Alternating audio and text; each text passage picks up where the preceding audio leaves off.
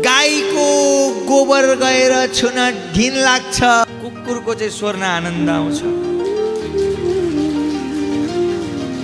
जसका घरमा कुकुर छन् उहाँहरू नरिसाउनुहोस् है मसँग।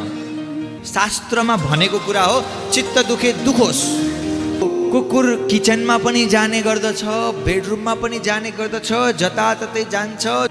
कुकुरको जुठो घरको बच्चाको जुठो खाए जस्तो छ भने त्यो घरमा पितृले आएर चाहिँ खाँदैन।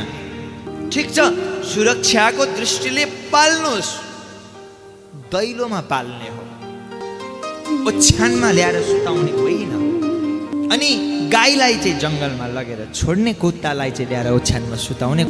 के समय आयो, कसैलाई करेला तितो लाग्न सक्छ, कसैलाई त मिठो पनि लाग्छ।